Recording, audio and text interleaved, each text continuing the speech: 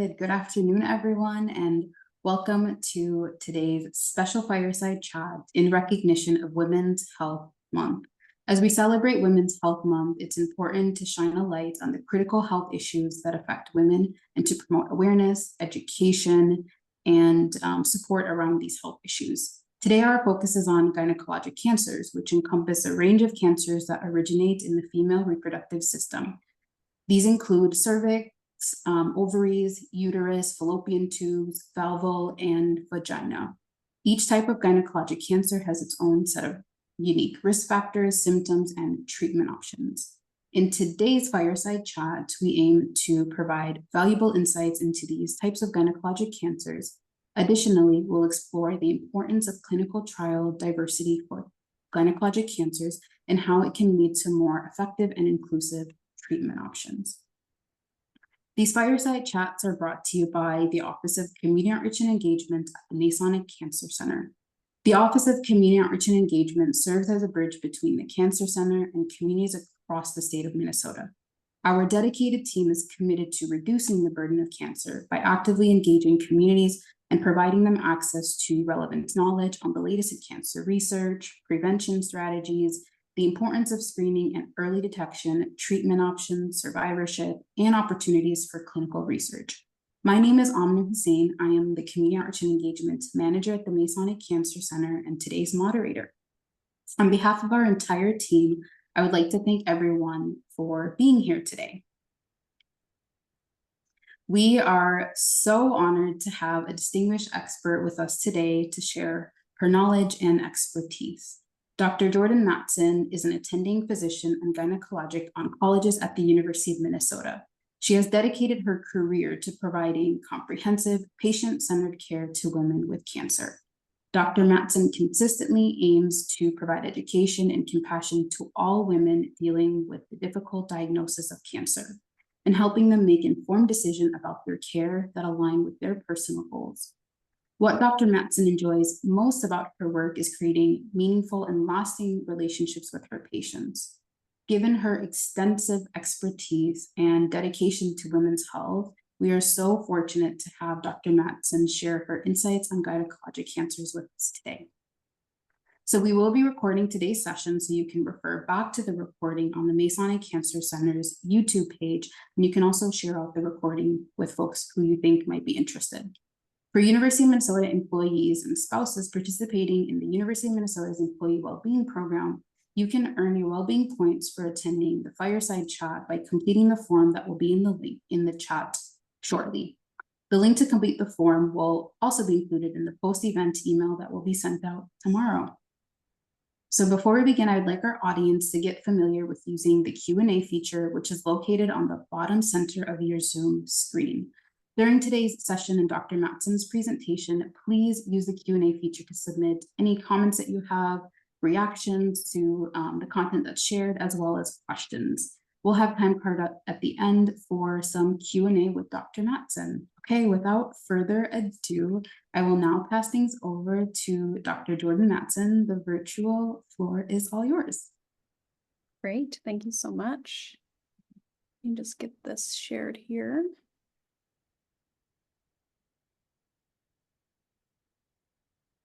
Okay, perfect. All right. Well, thank you so much for having me today. I really appreciate the opportunity to be able to talk to members of the community about gynecologic cancers. It's obviously what I have kind of dedicated my whole career to, and I think creating awareness around what these cancers are and how we can prevent them and screen for them is the first step in really trying to eradicate these diseases altogether. So thank you for having me. This is a little bit of a big topic, and so I'll try to get through things as quickly as I can. Let's see here. So as far as gynecologic cancers, really the main cancers that we're talking about here are ovarian cancer, fallopian tube cancer. We really think of both ovarian cancer and fallopian tube cancers as very similar. We treat them the same. And we'll talk a little bit more about that as well. And then there's also a third kind of cancer that gets lumped in with these as well, which is called primary peritoneal cancer. Again, it behaves the same as ovarian cancer and fallopian tube cancer. We think of them as really the same entity in a way, and we treat them similarly. And I'll talk a little bit about that as well as we move forward too. Uterine cancer is the other major cancer we treat. This can include both cancers of the lining of the uterus and then also cancers of the muscle of the uterus. It can also include cancers related to pregnancy as well, which we won't touch on today because it's a little bit, it's pretty rare and something that we just don't have time to include today, but that's also something that's within the scope of my practice. And then cervical cancer is included, and then vulvar and vaginal cancers as well. So vulva being the external part of the female genital tract, and then the vagina, which is internal. So as far as ovarian cancer goes, there's a lot of different types, and really we kind of we categorize these into 3 separate subsets. So you have the surface epithelial cells of the ovary, which form epithelial type carcinomas. You have germ cell tumors, which are really kind of making up the follicles and eggs, and those we categorize those as germ cell carcinomas. And then there's the sex cord stroma, which is the intervening tissue of the ovary. And these as well are categorized as their own tumors. The other possible tumors that can be involved with the ovary are tumors from other sites. And so they're not always tumors that have arisen from the ovaries. And then we also have peritoneal cancer, which is the inside lining of the abdomen, which can also present with tumors that behave similarly to typically epithelial or these surface epithelial cancers, which we think may arise from these cells sloughing off of the ovary and implanting on the lining of the inside of the abdomen. And so really, there's a lot of different types of ovarian cancer. These cancers behave very differently and they're treated very differently. So this is just a schematic to give you an idea of the different types of ovarian tumors. As you can see, there are a lot of different types, and they all behave, like I said, differently and are treated differently. And so it can be sometimes confusing when you might hear a family member or somebody talking about someone in the family who had ovarian cancer, because this can mean a lot of different things. The most common type of ovarian cancer is epithelial ovarian cancer, which is those surface cells of the ovary forming a cancer. And then of these, a high-grade serous cancer is also the most common and probably what most people think of when they think of ovarian cancer. Just in the general population, it's that high-grade serous carcinoma, as that's the most common. So risk factors for ovarian cancer include genetics. And so ovarian cancer has a lot of association with genetics. So about 20% of ovarian cancers are associated with a genetic mutation. And so when you're thinking about these, it's really important to get a good family history and also understand, whether or not a patient has any first-degree relatives that have cancer. These genetic associations are actually much more common in the epithelial ovarian cancers, and also in that high-grade serous epithelial ovarian cancer most commonly. Other risk factors include increasing age. We also think of, it says early menarche, but that's basically getting your first period early or having menopause late. Essentially, the thought behind that is that you're cycling for a longer period of time, and so there's more stress response to the ovary, which could ultimately lead to abnormality of cell growth. And then you have infertility or late age of first child, meaning that you don't have the protective factor of pregnancy, which you do not cycle for a full 9 months when you're pregnant. And so that is also protective for that against ovarian cancer. A along with that, which I don't think I have on here actually, is well, I'll talk about this later actually as prevention. And then endometriosis is also a risk factor for ovarian cancer. It's a risk factor for two specific types of ovarian cancer, endometrioid type and clear cell types, which are both part of that epithelial cell cancer, that surface cell, but they're much more rare types of epithelial cell tumors. Also, having a personal history of breast, uterine, or colon cancer puts you at increased risk. Obesity, long-term use of hormone replacement therapy. Now we're talking about greater than 10 years is really what the data suggests. And that increases your risk for serous or endometrioid types. And then tobacco use increases your risk for a mucinous type, which is another one of those epithelial type ovarian cancers. So in regards to genetics, when we're looking at this, we're really looking at the main two genetic factors that are associated with epithelial ovarian cancers are going to be the BRCA1 and BRCA2 gene mutations. And these really account for 10 to 15% of all of the genetically associated ovarian cancers out of the 20% of all ovarian cancers. And so depending on the type, BRCA1 versus BRCA2, you have anywhere from a 20 to 40% lifetime risk of developing ovarian cancer. And so there are certain things that we do to try to help these women reduce that risk, which I'll talk to you about in a little bit.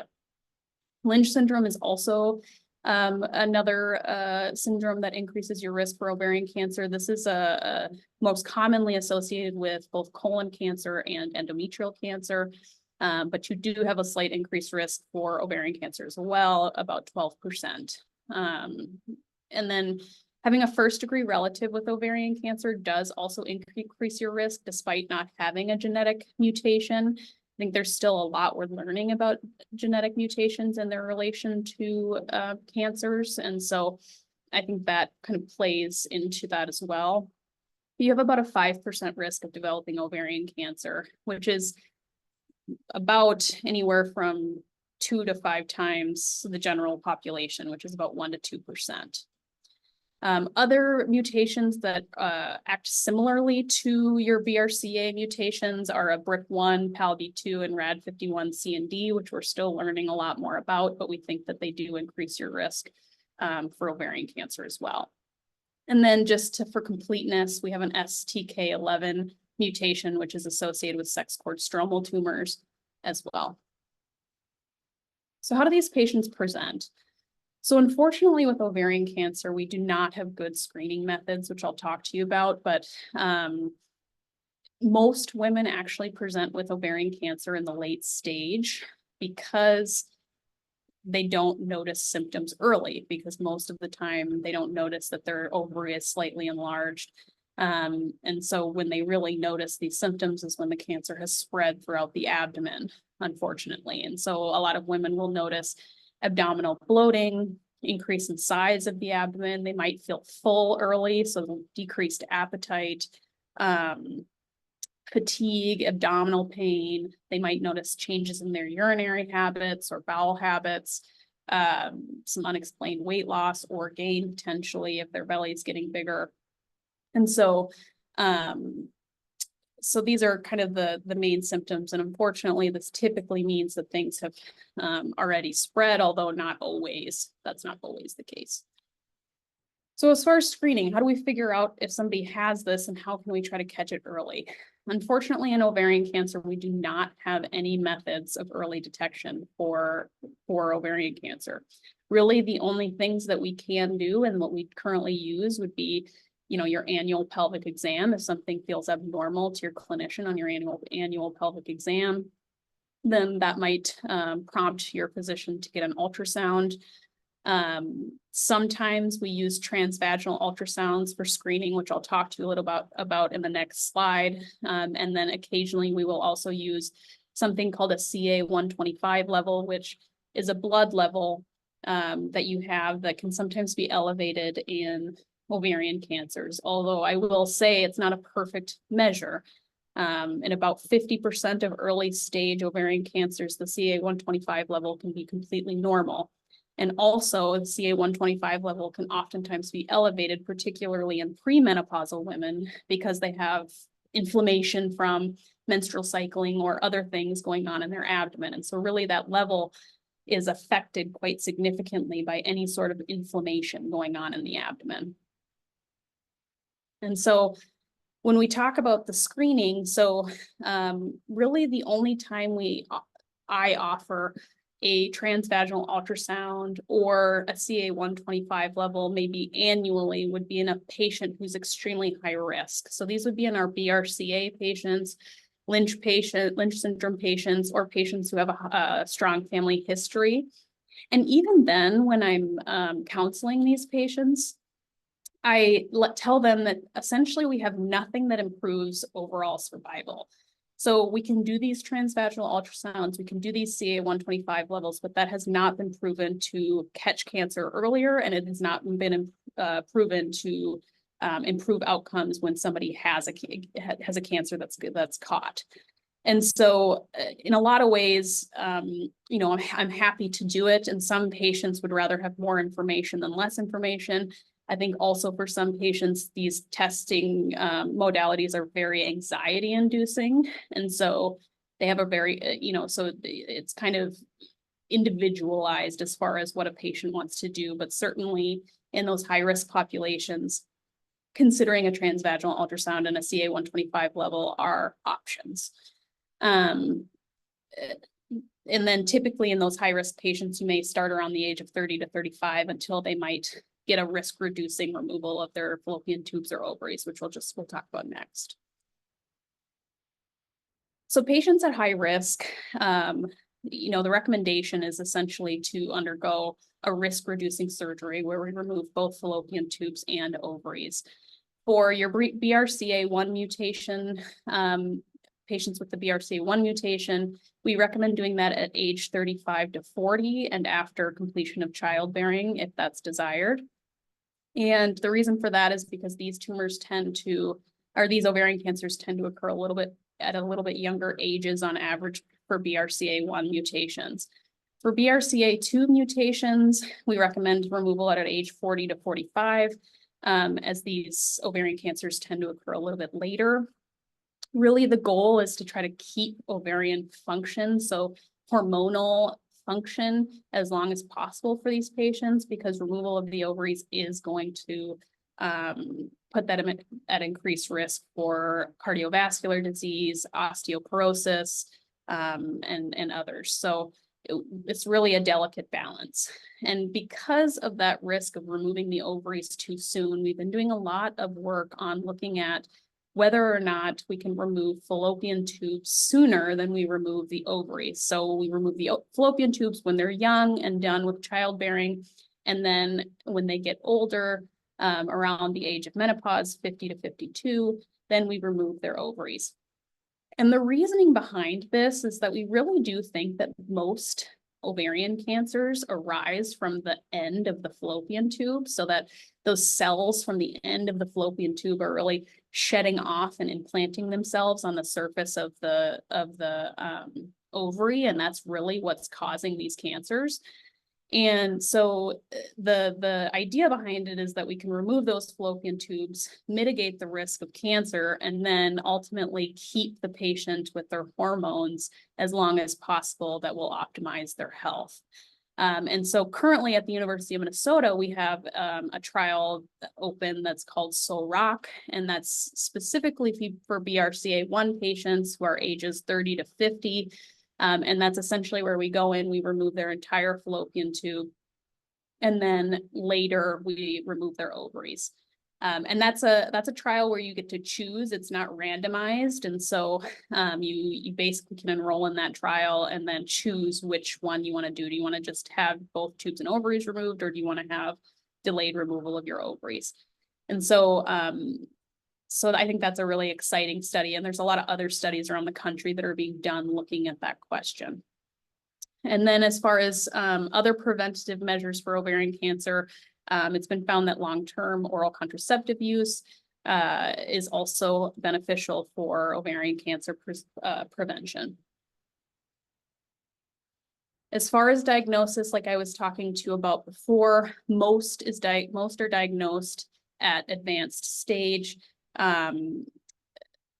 And so when a woman presents at this advanced stage, really the main thing that we need to do is get a CT scan of the chest, abdomen, and pelvis to determine where the cancer has spread. This helps us with treatment decisions.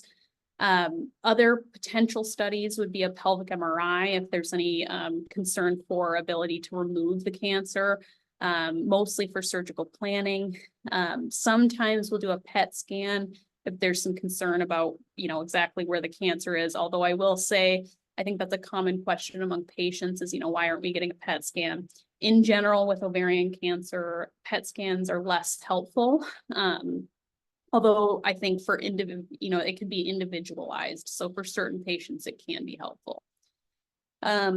There's tumor markers that we may consider getting as well. I listed them so that you can see them. The ones that we order are all kind of dependent on the type of ovarian cancer we're concerned about. And that really is dependent on your symptoms, your age, and disease spread. So your provider, if you were going in for a cancer or worried about a cancer diagnosis, may get one or all or a few of these different tumor markers from the blood. And then here you can see that we have the staging system for ovarian cancer. So you have kind of early stage disease where it's confined to the lining and within the pelvis. And then the stage increases. What I will say is that the majority of patients present with stage 3C disease, which means that the disease has spread into the abdomen and that the implant is greater than 2 centimeters. Really, you're only going to reach stage 4 disease if the disease has started growing into the liver or into other organs. And then you can also reach stage 4 disease if you have a fluid in your lungs that is biopsied and positive.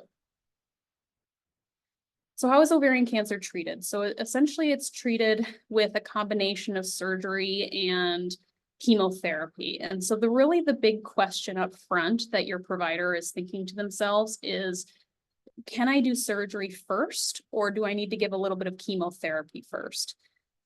Usually we all like to try to do the surgery first if we can. Now, what do I mean by if we can? I mean that what the goal of that first surgery is to get all of the cancer out.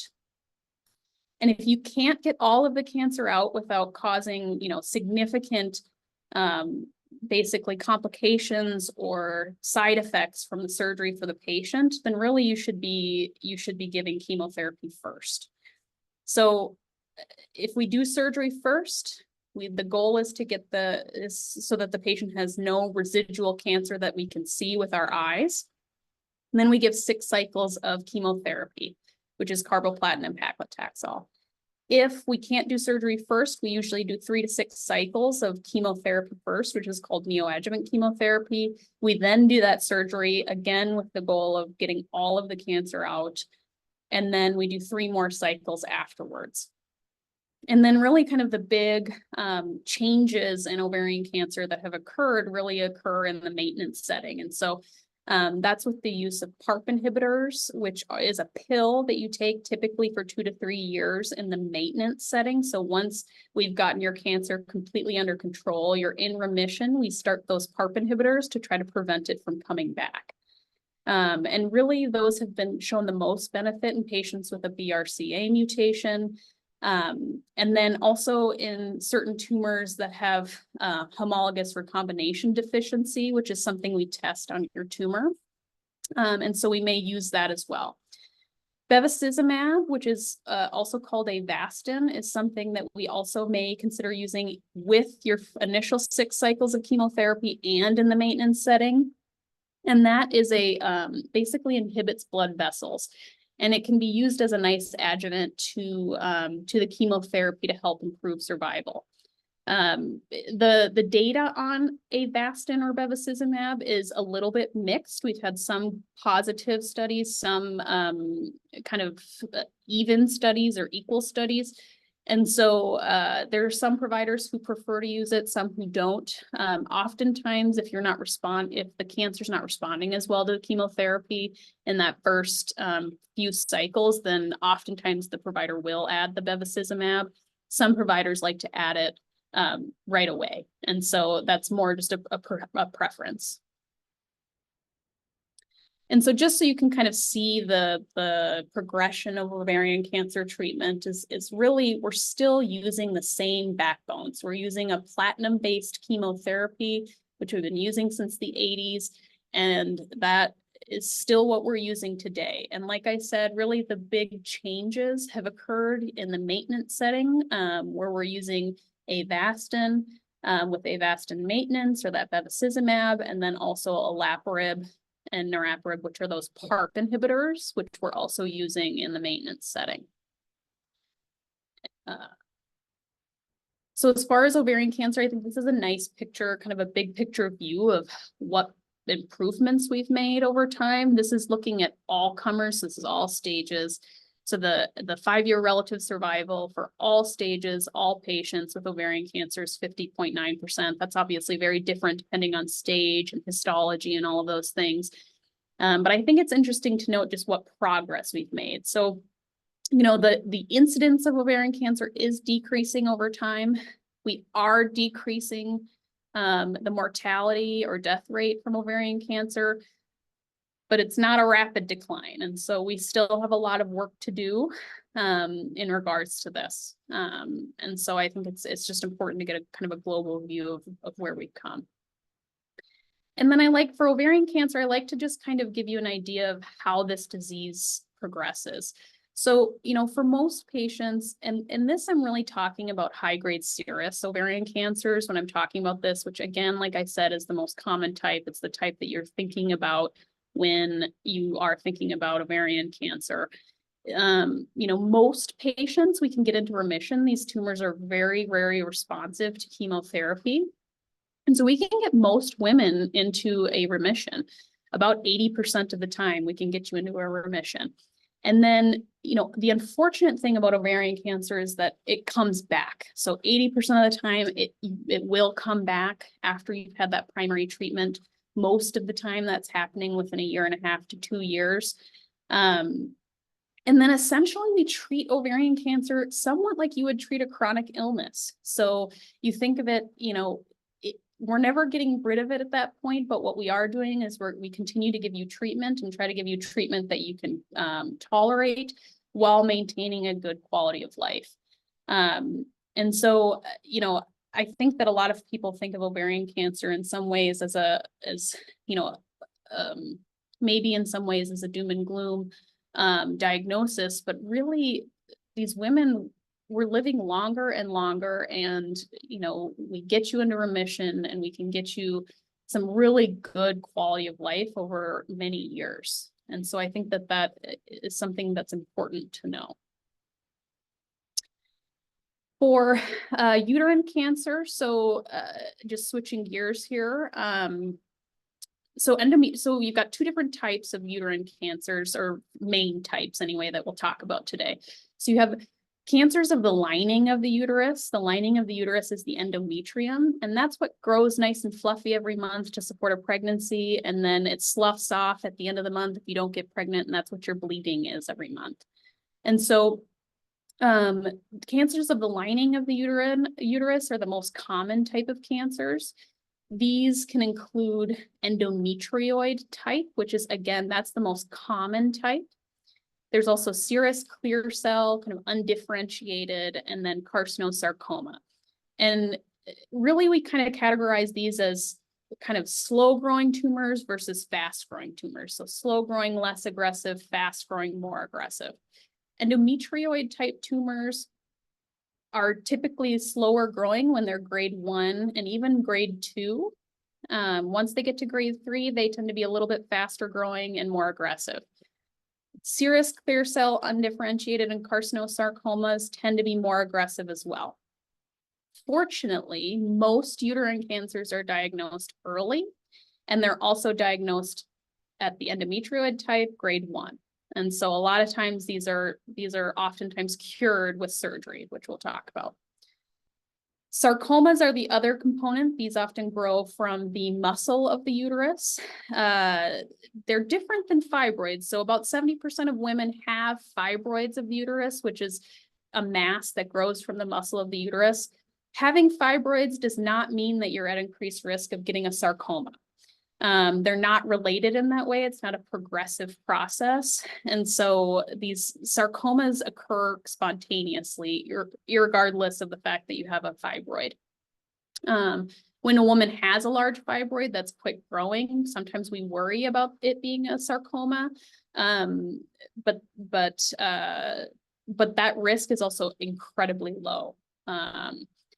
And then there's other types of uterine sarcomas, which I've listed for completeness, but again, it's all kind of within that realm there.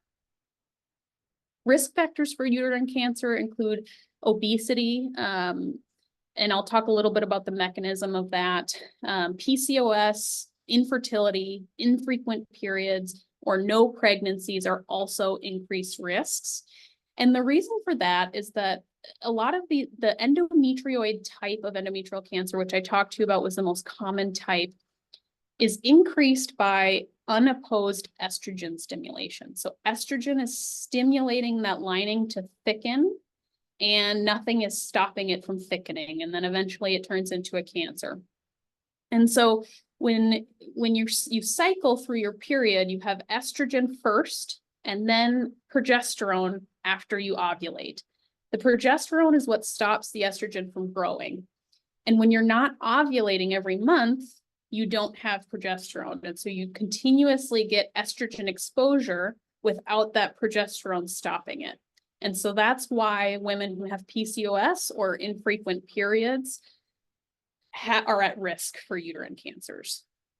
Women who have infertility or no history of pregnancy are also at risk for those same reasons.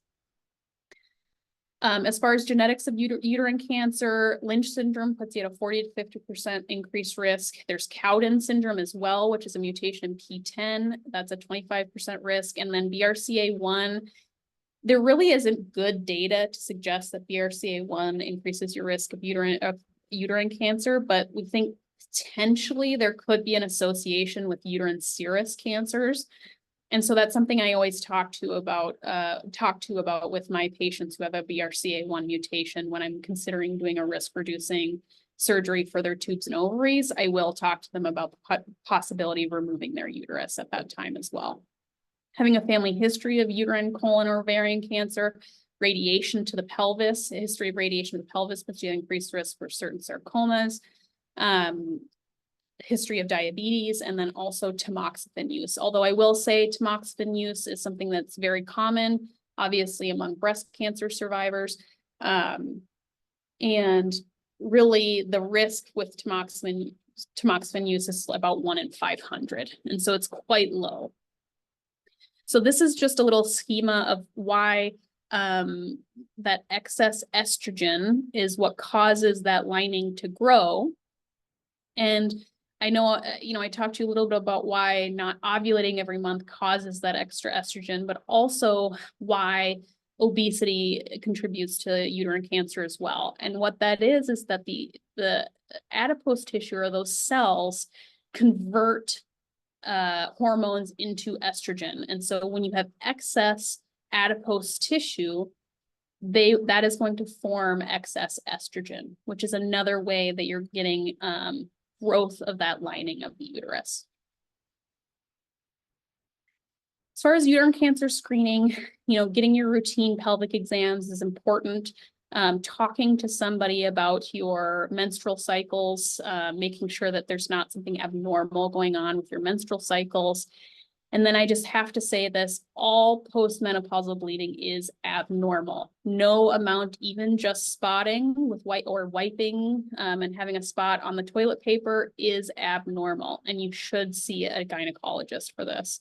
And tell everybody about this because, as much as we, harp on this, it still gets missed. And so that always needs to be evaluated. And then specifically for patients with Lynch syndrome, remember I told you that they have a very high risk of endometrial cancer. And so we do start doing endometrial biopsies yearly at age 30 to 35 until the patient is ready to have their uterus removed after childbearing. And then for Lynch syndrome as well, we pay close attention to any abnormal bleeding and do biopsies for that as well. So prevention for uterine cancer would be healthy diet and exercise, trying to maintain a healthy weight. Pregnancies are protective. You are not growing your lining of your uterus when you're pregnant. Breastfeeding is also protective. That kind of inhibits that estrogen feedback. And then for Lynch syndrome, we do recommend a hysterectomy with removal of tubes and ovaries in the mid to late 40s or after you've completed childbearing. Hormonal contraception is beneficial, whether that be with oral contraceptive pills or an IUD. And I think in particular, the use of these in patients who have PCOS or are only having periods a few times a year, really regulating that menstrual cycle with hormonal contraception. And then any evaluation for abnormal uterine bleeding. As far as diagnosis is concerned, pelvic ultrasound is typically always done first, especially when somebody comes with abnormal uterine bleeding or they have postmenopausal bleeding. In particular, for women with postmenopausal bleeding, when they have a thickened lining, anything more than 4 millimeters, we want to do a biopsy and make sure that there's not something abnormal going on. As you can imagine that when we put a biopsy blindly into the uterus, there could be a tumor on one side of the uterus and we biopsy the wrong area and that comes back negative and it doesn't give us great reassurance that there's not something going on. And so sometimes what we'll do is recommend something called a hysteroscopy, where we go in with a camera. We blow up the uterus with some water, we look inside the uterus, and then we can actually direct our biopsy at the abnormal area. And so this is often used when we're concerned for polyps. So we want to remove a polyp, which is an abnormal growth on the lining of the uterus. Or if we get a biopsy on a woman, an endometrial biopsy that's negative, but we're still concerned that there might be something there, then we may consider doing a hysteroscopy. And then if on the exam, there's concern for any late stage or advanced stage disease, or if there's a high grade tumor or a sarcoma, then we may consider doing further imaging with a CT scan to rule out any metastatic disease. And then with sarcomas in particular, if we're worried about a sarcoma, they oftentimes like to spread to the lungs. And so we will get imaging of the chest. And so this is, as we're looking at uterine cancer, these are the stages. So stage 1 is really limited to the uterus. Even stage 2 is limited to the uterus, just kind of extending down into the cervix. And then stage 3 is where we're seeing spread to the ovaries, to the outside part of the uterus, or we're seeing it in the lymph nodes. And then really stage 4 is when it's kind of spread outside of the pelvis. Most patients present with stage 1 disease. So what do we do for uterine cancer? Like I said, most patients have uterine confined disease. We do a hysterectomy with removal of cervix as well.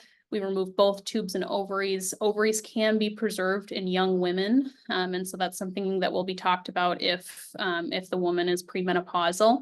And then lymph node evaluation. We typically do sentinel lymph node evaluation, where we inject dye into the cervix. That goes to the first lymph node on each side, and then we biopsy that. Other things we may do when the disease is confined to the uterus is we may consider doing radiation treatment. Most of the time that's with brachytherapy, which is localized treatment at the top of the vagina, because that is the place where it's most common to come back. Sometimes we'll recommend radiation to the entire pelvis. If the disease has spread to the lymph nodes, then really the standard at that point is chemotherapy. So typically 6 cycles of chemotherapy. Sometimes we add an immunotherapy. Immunotherapy is new and exciting in an endometrial cancer in the upfront setting. And so that's often recommended now, just as of within the last year. And then sometimes we'll consider the addition of radiation treatment to the pelvis. It improves local control, so control of disease return in the pelvis, but doesn't necessarily improve overall survival. And so we're still using it on certain occasions, but not in every situation. And then metastatic disease, we try to do primary surgery similarly to ovarian cancer, get all of the cancer out. And then we add on chemotherapy with immunotherapy, definitely in this situation. And that, like I said, is new data with really good improvement in survival outcomes for these patients with the addition of immunotherapy. And then sometimes we will consider radiation in these cases as well. And then just for a little idea of kind of what survival is like I said, for disease confined to the uterus, we have really good survival outcomes, 95% at 5 years. Once we've spread to the lymph nodes and beyond, that tends to decline. And then for uterine cancer, overall, patients with uterine cancer do quite well, 80.8% 5-year relative survival. Overall, the incidence of endometrial cancer is rising, and we're also seeing a rise in the death rate as well, which is concerning. What that shows us is that what we're doing currently is not working, or the way we're thinking about uterine cancer is not working. And so this is definitely something that we need to keep working hard at. What I will say is that we've seen, that we've seen when we were looking at this increase in incidence of uterine cancer, we're really seeing the highest increase in incidence of uterine cancer in the younger age populations, ages 15 to 39. Has an average of 2.6% increase per year. And then the next most common is age 40 to 64 with about a 1% increase per year. And so we're really seeing these cancers in younger women. And I do think that that probably is associated with increased rates of obesity as well. And then this is just to give you a little idea of how these cancers present, which essentially just shows you that the vast majority of these patients present at early stage. So if I'm telling you that the vast majority of these patients present at early stage, but we're still doing worse, then how can we move the needle with these patients with localized uterine cancer? And really what we've discovered is that we kind of have been treating all of these patients the same, but that actually the biology of these tumors is quite different. And so really the way that early stage uterine cancer is moving is that we're really starting to do more genomic sequencing on these cancers in order to determine which patients that are early stage need more treatment and which patients need less. So how can we escalate and de-escalate care for patients with endometrial cancer, early stage endometrial cancer, so that we can improve outcomes, not only by improving survival, but then also reducing side effects related to treatment. And so these are new basically sequencing that we're looking at of the tumor in order to further categorize these patients. The main issue is, we have a lot of retrospective data looking at, which patients seem to do better, which patients seem to do worse, but we really need to kind of test these in real time in a clinical trial setting to know whether or not we can adjust our treatment to be more individualized to the patient's tumor. And really that's being done. This is an exciting trial. It's called Cortec Rainbow trial, essentially, where we're looking at basically early stage disease, and we're looking at whether or not they have these abnormalities in our sequencing. And then we're pushing those patients towards different treatment types based off of the genomic mutations rather than just their stage alone. And so the hope behind this is that we are going to move the needle in those early stage patients with endometrial cancer and hopefully improve outcomes. And then I think it's just important to know that we have a new staging for endometrial cancer as well that is including histology, so those aggressive subtypes, into the staging, which was never done before. It's a little tough because we don't know what to do with these stages, because we don't have new clinical trials clinical trial data looking at what to do with these individual cancer stages. But I think it's important to know that these really are where we are trying to we're trying to move into the direction of specifically looking at the patient's cancer biology rather than just their stage. And so who needs genetic testing for endometrial cancer? Really, we look at mismatch repair protein expression of these tumors. That's done on all endometrial cancer tumors. If the patient has loss of MMR proteins, then we would consider sending them for genetic testing. If it's specifically an MLH1 loss, then we also send it for MLH1 promoter hypermethylation. And if that is negative, we send you for genetic testing. And so it's a little bit more nuanced there. And then we also send, even if the mismatch repair proteins are normal, if a patient's very young or they have a strong family history concerning for Lynch syndrome, then I will also send them for genetic testing. So for cervical cancer, we have multiple types. We have an adenocarcinoma, which is formed from the glandular cells. We also have squamous cell carcinoma, which is formed from the squamous cells, which are more external to the cervix. These can be HPV associated or HPV independent. The majority of cervical cancers are squamous cell carcinomas, and they are HPV associated. So those are really, that's the big chunk. The rest of these tumors are much more rare. We also have adenosquamous cell carcinomas and then neuroendocrine carcinomas. Risk factors for cervical cancer: tobacco use is a risk factor, unsafe sexual practices, lack of condom use or multiple partners. HIV positive patients are at higher risk. Immunodeficient patients are also at higher risk. It's just harder for them to clear the HPV infection. And then in very rare situations, patients who are exposed to in utero DES are at increased risk for clear cell cervical cancer. As far as symptoms, patients present with most commonly bleeding, irregular vaginal bleeding. A very kind of common thing would be bleeding after intercourse. So every time after you have intercourse, you have spotting or bleeding. Pain with intercourse, pelvic pain in general, back pain, leg pain, changes in bladder or bowel habits, or malodorous vaginal discharge. And so how do we screen for cervix cancer? Really, we do pap smears. So I've included here kind of what the recommendation is for pap smears. We do that from age 21 to age 65.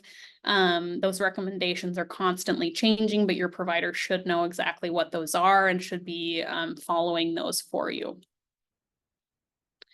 As far as prevention for cervix cancer, really no one should ever have cervix cancer. Cervix cancer is the only cancer that we have a vaccine for to prevent. And it's also a cancer that we can screen for. And so really the main issue with cervix cancer is lack of access to care, lack of appropriate screening, lack of vaccination. Also, quitting tobacco use and then safe sexual practices can be important as well. As far as vaccine recommendations, young boys and girls should be getting this from age 9 to 14. They can get it up to age 26. And then really up to age 26, it should be covered by insurance. The vaccine can be considered through age 45. So if you've missed that window, but you still want to be vaccinated, I still think it's a good idea to talk to your physician about getting vaccinated. You just have to likely call your insurance company and just make sure that it's covered for you. This, I think, is just an interesting slide looking at the immunization rates. This was obviously old. This is in 2017, but really pretty abysmal as far as rates of vaccination, unfortunately. So I think we really need to improve this. As far as diagnosis of cervix cancer, essentially, if you get an abnormal screening or you have abnormal symptoms or something that's concerning, what we will do is we'll look at the cervix with a camera. It's called a colposcope, or it's a microscope. And we take a really close look at things, and then we biopsy that area. If we find precancerous cells that are high grade, so they have, they're basically right before cancer. So we kind of grade them 1, 2, 3. If we have cells that are high grade, then what we'll recommend is removing that piece of cervix. What that does is you remove all of the abnormal cells, which treats the dysplasia. But also, if there is anything that's concerning for cancer, we often can diagnose it with these procedures as well. So this is called a LEAP, or sometimes we'll do a cold knife comb. If the patient has concern for advanced cancer, then we will consider getting an MRI of the pelvis. Oftentimes we place gel in the vagina for that, to help with visualization. And then also this is a case where PET scans are very helpful. And so we will get PET scans in this case. For the current treatment paradigm for cervix confined disease, if the tumor is less than 4 centimeters, we'll remove it with a hysterectomy. It's typically a radical hysterectomy every once in a while. If it's a very small tumor, we can do just a simple normal hysterectomy. We do evaluate lymph nodes in certain situations as well. We also try to do that with that sentinel evaluation, or just taking out the first draining lymph node. And then there is a possible need for chemoradiation. Sometimes we'll do chemoradiation instead of surgery. We ultimately try not to do both surgery and radiation, because that puts you at an increased risk for complications related to treatment. For locally advanced disease, we're trying to cure this cancer. We give you chemotherapy, low dose chemotherapy with radiation treatment. We do not do surgery in that situation, because again, you're just putting the patient at a very high risk of complications without an increase in cure. And then if the cancer has spread, unfortunately, we are looking more at a palliative chemotherapy with platinum-based chemotherapy, Taxol, that Avastin treatment, and then immunotherapy. And so survival obviously decreases quite significantly as we get to more advanced disease. So when we look at cervix cancer, again, the incidence of cervix cancer is decreasing, although not as much as I would like to see given the resources that we have. And then also the overall mortality has been decreasing, although again, not as much as we would like. Vulvar and vaginal cancer is very rare. These are rare tumors. We don't have large patient populations. A lot of the data that we base off of these treatments are retrospective cohort studies, or sometimes prospective cohort studies. But essentially, vulva cancer is a tumor of the external part of the genitalia for the female.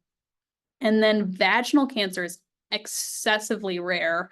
And that's when the cancer grows primarily from the wall of the vagina.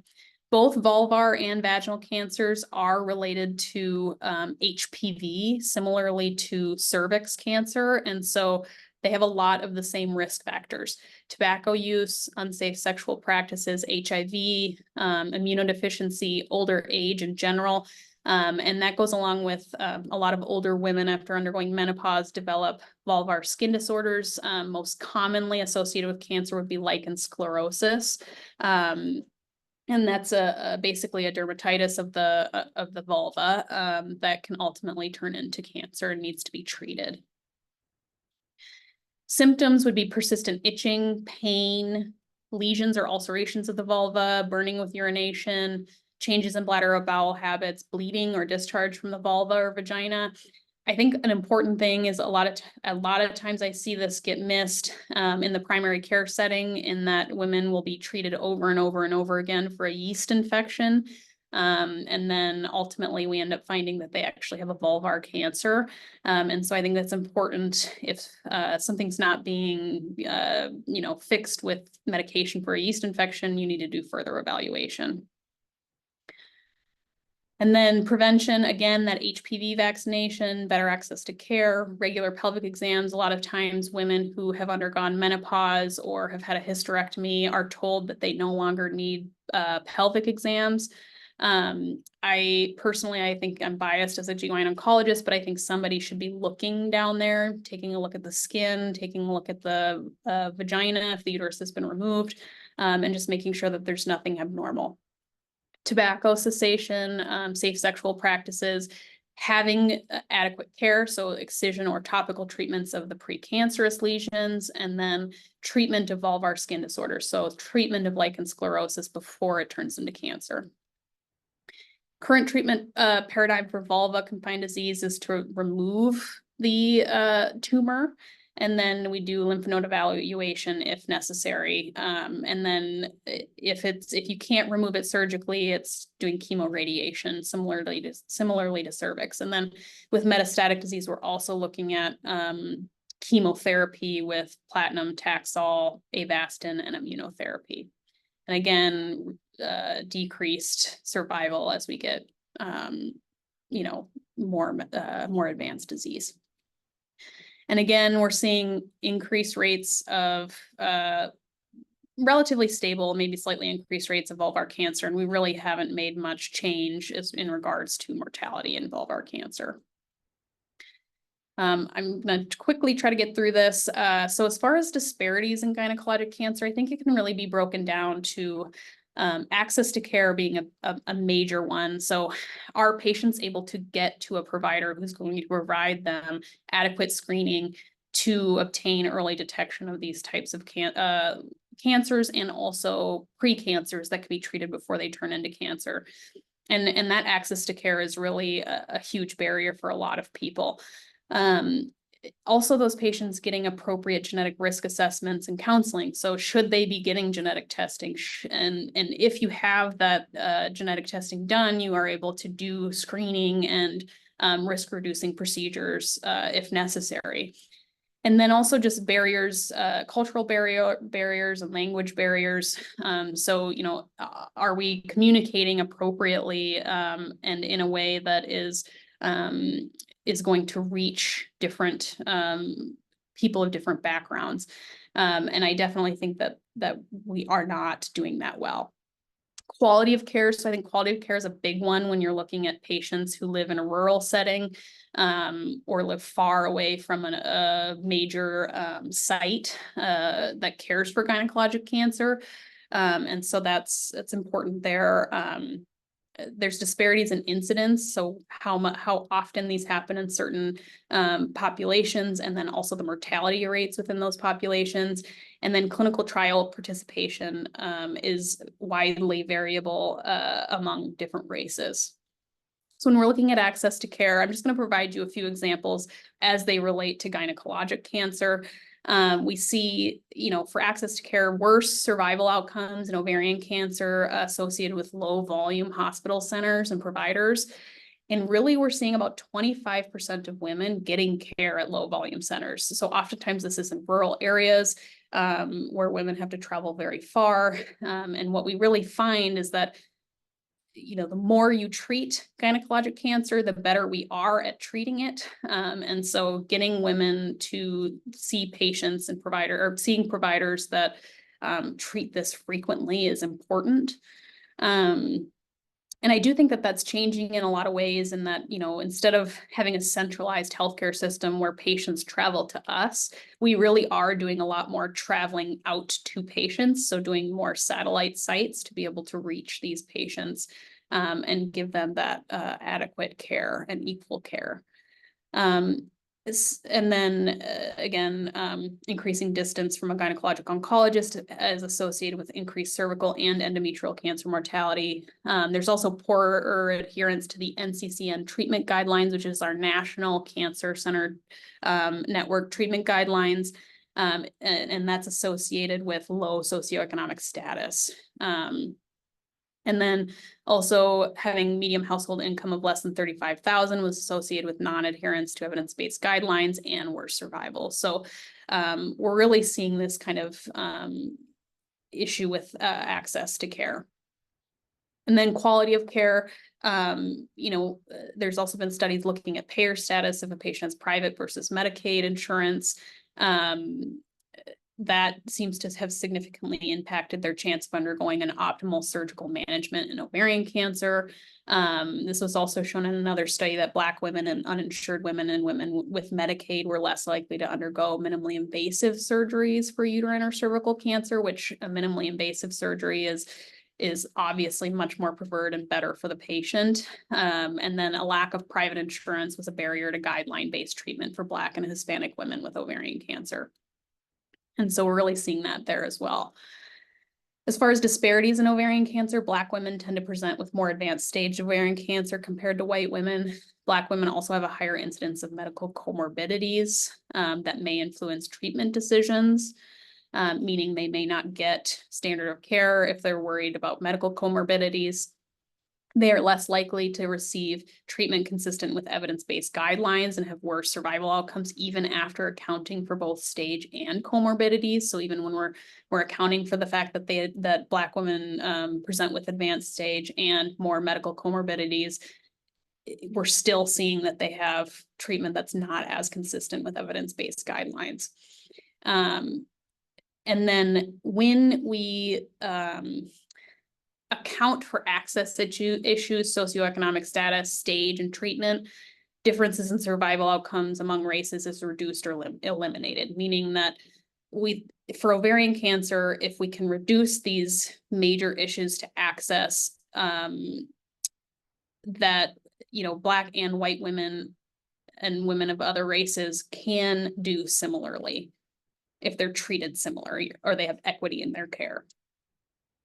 Disparities in uterine cancer is a little bit different. So the mortality rate is twice as high for Black women with uterine cancer. And then also Black women are typically diagnosed at higher stages, higher grade lesions, and with high risk histologies. And they're less likely to be treated for advanced disease and less likely to undergo surgery. And I think this is likely multifactorial, but there's also some evidence to suggest that perhaps Black women have different tumor biology, and that their tumors may be more, have more p53 mutant expression and HER2 expression, which are associated with worse outcomes, and then have a lack of p10 mutations, which are associated with better outcomes. And so I think it's interesting to note that for uterine cancer specifically, that there may actually be something different in the biology of the tumor that is giving Black women a worse mortality rate, although I do think it's likely multifactorial related to other disparity issues. And then when we look at, this is just a cohort from a National Cancer Database study of over almost 300,000 Black and white patients with uterine cancer, really just kind of reiterates that Black women have higher comorbidity scores, low income, no insurance or Medicaid insurance, non-endometrioid histologic characteristics. So that is typically in line with a high grade abnormality, advanced stage disease. They didn't receive surgery. They got chemotherapy instead of having surgery up front. And then the adjusted risk of death was twofold higher for Black patients versus white patients. And this, I think, is interesting from this study. They look at kind of the original cohort, non-Hispanic white and non-Hispanic Black. That hazard ratio is 2.1. So we see a 2 times increased risk for Black women for death. And then when they balance based off of these variables, which I described in this last slide, that distance narrows, but it's still there. The non-Hispanic Black women still have an increased risk. So, like I said, maybe this risk here is related maybe to tumor biology. And then these are the relative risks for Black women versus white women for comorbidities, neighborhood income, insurance, histologic subtype, disease stage, and treatment. So a little bit more on that. As far as cervical cancer goes, I think cervix cancer is a really interesting cancer in that I think that the disparities in cervix cancer are a direct reflection of unequal access to prevention, screening, and ultimately treatment. cervix cancer can be directly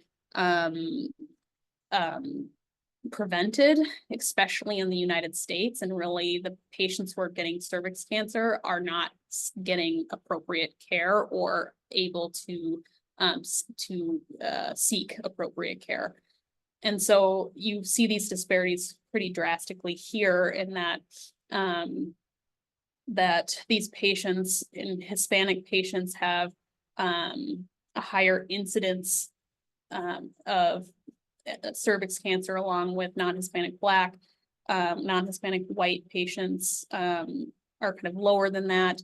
But then when you look at the age-adjusted mortality rates, we're still seeing, I think notably, that Black women have a higher mortality rate, even than Hispanic women, despite having the Hispanic women having a higher incidence. And so I think that just goes to show that there's something, there's significant issues with disparities within cervical cancer. So some reasons behind this may be that Black women are more likely to be lost to follow-up after screening and more likely to present with advanced disease. There's a lower rate of HPV vaccination among Black and Hispanic adolescent girls compared to white adolescent girls, although I think it is interesting that that study noted that Black girls were more likely to initiate the HPV series, but less likely to complete the course. And so why is that happening? And then Black women were less likely to receive a radical hysterectomy than white women for early stage cervix cancer, and were less likely to receive intracavitary radiation therapy for locally advanced disease. So essentially that's saying they're not getting standard of care. And why is that as well? And when there was a study that looked at an equal access environment with identical treatment for cervical cancer between white and Black patients, and there were equivalent 5 and 10-year survival data between races. So this suggests that really, if we get rid of these disparities, they should do the same. There's not a difference in the biology of the tumor. And then when we're looking at disparities in general for clinical trials in GYN cancers, there was a large retrospective cohort study with over 500,000 patients looking at endometrial, ovarian, and cervix cancer from 2004 to 2009. Primary outcomes were the odds of clinical trial enrollment, and then also representation in clinical trials compared with the US population. And really, essentially what that showed is that Asian women, Black women, and Hispanic women were much less likely to enroll in clinical trials than white women.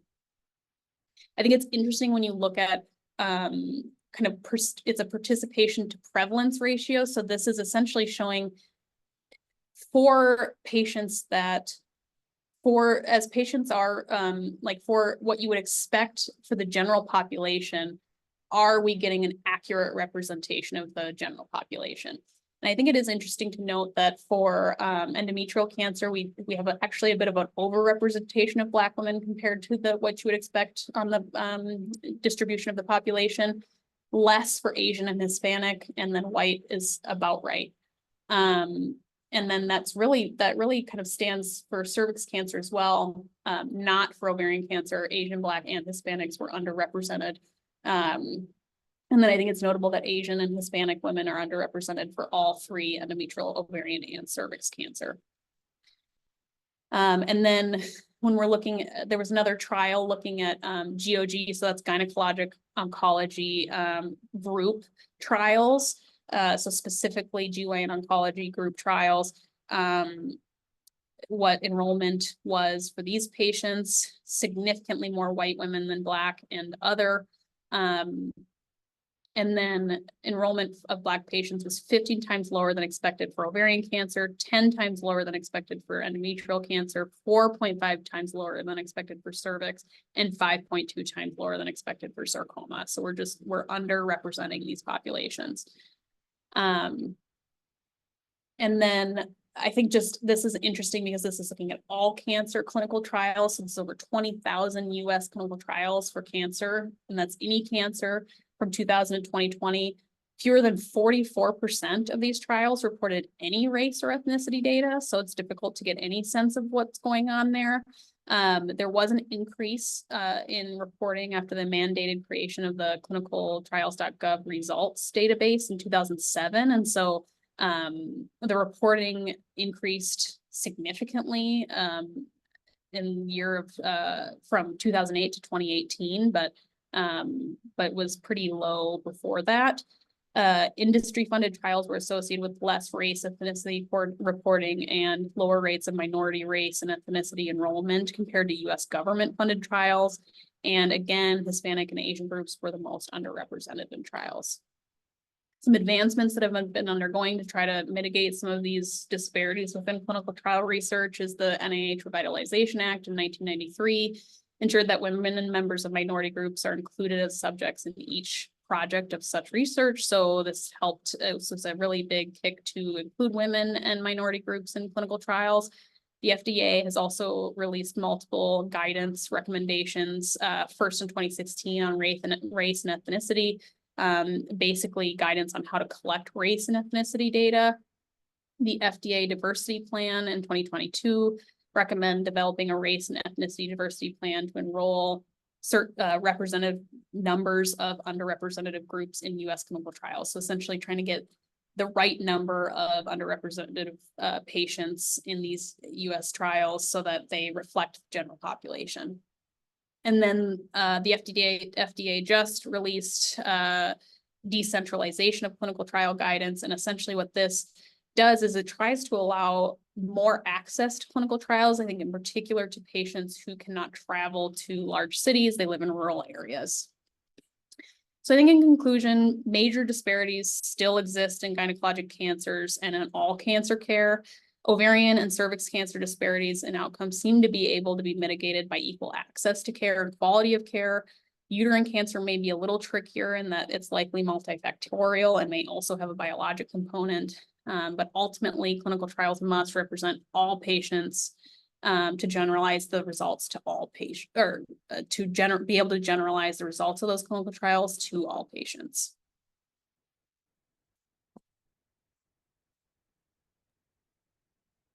Thank you for letting me talk. It was a lot of information, so I'm sorry I ran over. If anyone has questions. That is okay. Dr. Mattson, was a lot that you covered, and we probably could have, spent even more hours dedicated to every type of cancer that you covered today. So thank you so much for the insightful and extremely informative presentation. I mean, your expertise and dedication definitely showed, and just are truly inspiring how dedicated you are to treating gynecologic cancers. And so we so appreciate your time and all of the knowledge and the wisdom that you shared with us today. So I know we're over, and thanks for everyone for sticking around, but I know we had some questions. And so Dr. Mattson, if you have a few moments, is it okay if we kind of just tackle some of the questions that were submitted? And for everyone who needs to hop off, the recording will be posted on the Masonic Cancer Center website, so you can tune into what you missed, hopefully by next week. So let's see here. Quite a few questions have come through, so we're going to do our best to address as many as we can, but please understand that if we don't get through all of them, there are quite a lot. But we'll just dive right in. So the first question that came through, is there current or past, or let me read this again. Is current past both obesity risk?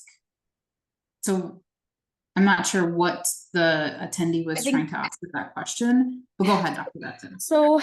So essentially, I think what they're trying to ask is if you are able to lose weight, are you still at increased risk for uterine cancer? At least that's my impression. And ultimately, losing the weight gets rid of that unopposed estrogen risk. And so you're no longer at that increased risk for endometrial cancer if you lose weight. Obviously, if it's already occurred, when you're losing weight, the weight loss will only help with preventing it from coming back. But if you were overweight and you lost weight, you have reduced that risk significantly. Yeah, that's great to know. And then what is considered late age of first pregnancy? So really, yeah, that's a good question. So really, I mean, I think technically we're considering that over the age of 30, although I think it's important to understand that, you know, a lot of women are having children after the age of 30 now. I don't necessarily think that because you decide to wait based on your fertility goals, it's going to be, you know, significant. But that's really kind of the age that we used as a cutoff when we're looking at this in studies. Okay. So is your family history of other types of cancer, so like breast, colon, pancreatic cancer, does that put you at higher risk for gynecologic cancers? It does, depending on what type of family cancer. So these familial cancer syndromes like BRCA, Lynch syndrome, Cowden syndrome, those are associated with increased risk of other cancers as well. And so it's important, your provider should be getting a comprehensive list of cancers within your family in order to determine whether or not you're at increased risk for a gynecologic cancer based off of what cancers your family has.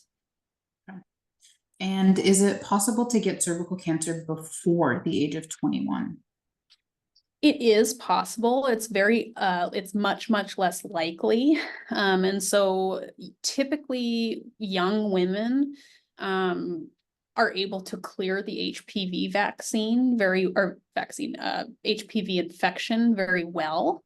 And so oftentimes we end up over treating those patients if we start screening under the age of 21.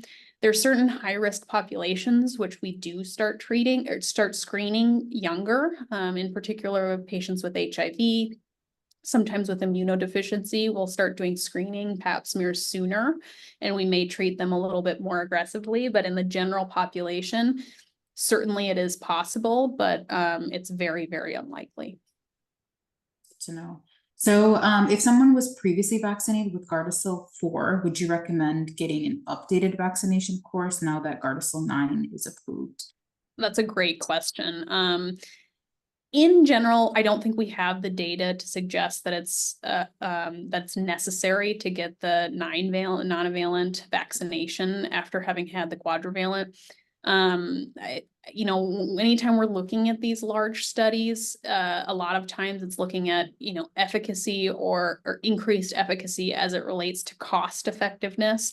So a lot of the times when we're looking at those two vaccinations, it's not particularly cost effective to get the non-valent. They're the Gardasil 9 after having had the quadrivalent vaccine. That being said, I think it can be individualized if you're somebody who's very worried. It's something you could talk to your doctor about and consider. Although in general, I don't think we have good evidence to suggest that it's necessary. Okay. All right, and this is a personal question. Folks are wondering if you're still seeing patients in St. Cloud. I am, yes. All right, and then just two more questions here. Is cervical cancer hereditary in non-Lynch patients? So cervical cancer is not typically associated with Lynch syndrome. Typically, cervix cancer is associated with HPV, and HPV is not genetically associated. It is a sexually transmitted infection, although what I will say is that if anyone has been sexually active in their life, it's almost certain that they've had HPV in their lifetime. It's just a matter of whether or not you get the high risk HPV type, and then whether or not your body is able to clear it on its own. And so cervix cancer in general, we do not think of as being genetically related. There's one particular rare type of cervix cancer that can be genetically related, but that's exceedingly rare. All right, final question. Are there certain BRCA mutations that have higher risk for ovarian versus breast cancer? So I think we're still learning a lot about genetic mutations. There's different, subtypes of BRCA1 and BRCA2 mutations. We aren't treating patients differently because of this. We are treating you the same and kind of give you a general overall risk, BRCA1, you know, as far as your overall lifetime risk of having ovarian cancer. But we're not treating women differently because of a specific subtype of that mutation.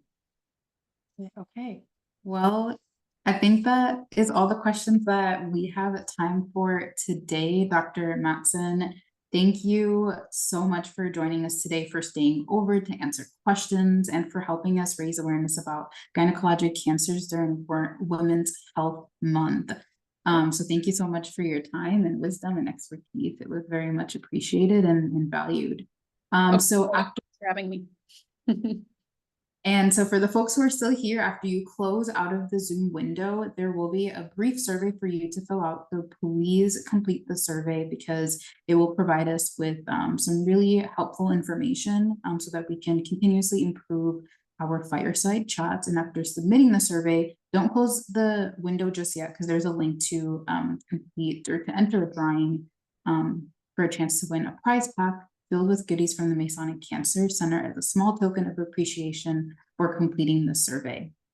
And join us for our next fireside chat. So we will be talking all things cancer survivorship research at the University of Minnesota in recognition of National Cancer Survivor Month. And lastly, make sure to follow the Masonic Cancer Center on all of our social media platforms to stay up to date on our future announcements and events, and just to stay tuned and stay connected. So thanks again, everyone, for joining us today, for staying over, and we look forward to your continued engagement.